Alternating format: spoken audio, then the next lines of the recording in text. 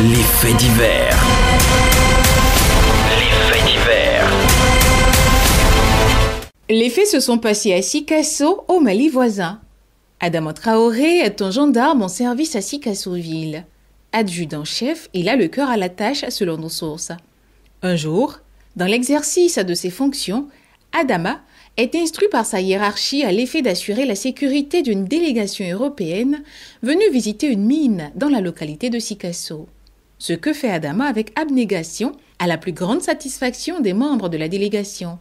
De retour de cette mission minière, l'adjudant-chef Adama Traoré est à nouveau sollicité par sa hiérarchie pour assurer la sécurité de l'imam Madani Aïdara à l'occasion d'une journée de prêche. Au cours de son prêche, le guide religieux s'est appesanti sur le service des hommes en treillis en conformité avec les lois divines. Touché par les propos de l'imam, Adama décide de faire la paix avec Dieu en menant une vie pieuse. Il résout en lui-même de quitter les rangs de la gendarmerie dont les pratiques lui paraissaient peu vertueuses. Adama rencontre l'imam histoire de lui partager sa conviction. Ce dernier tente de l'en dissuader, mais Adama reste persuadé que c'est la chose à faire. Lorsqu'il regagne sa base, Adama fait le rapport de cette journée bouleversante à son supérieur, en exprimant sa volonté de quitter la gendarmerie. Son supérieur, que nous allons appeler Samba, lui oppose un refus. Samba juge la décision d'Adama irréfléchie et assez précipitée. Pourtant, ces explications ne suffiront pas à convaincre Adama de changer d'avis. Samba prend acte de la requête d'Adama et introduit son dossier auprès du ministère de la Défense. Quelque temps plus tard, l'on donne un avis favorable et Adama n'est plus un gendarme. Sorti de l'armée, il se rend auprès de ses parents au village. Une fois sur place, les civilités faites, Adama tombe dans le vif du sujet. Il informe son père de sa nouvelle vie. « Mfa, je ne suis plus gendarme. J'ai quitté l'armée.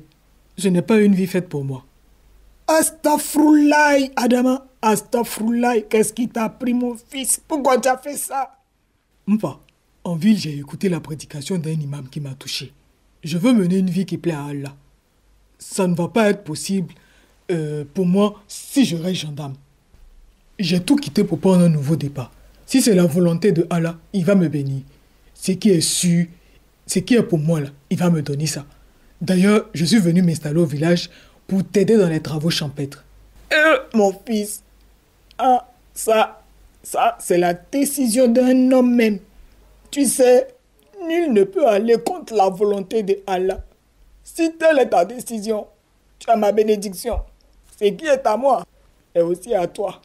Mon fils, bienvenue à toi. De fonctionnaire d'État, avec une carrière prometteuse, voilà notre Adama devenu paysan aux côtés de son père au village. Il combine vie religieuse et travaux champêtres.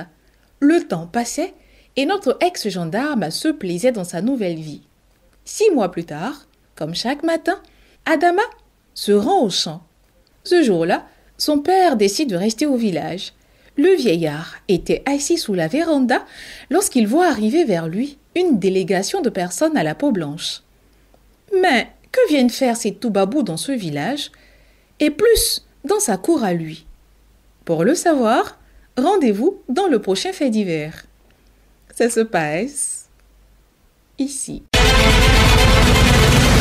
C'était les faits divers avec Nadège Kofi. Vous vivez ou avez vécu un fait. Vous êtes témoin d'une situation hors du commun. Radio Côte d'Ivoire vous invite à partager votre histoire dans notre rubrique Les faits divers. Appelez-nous au 05 74 94 58 81.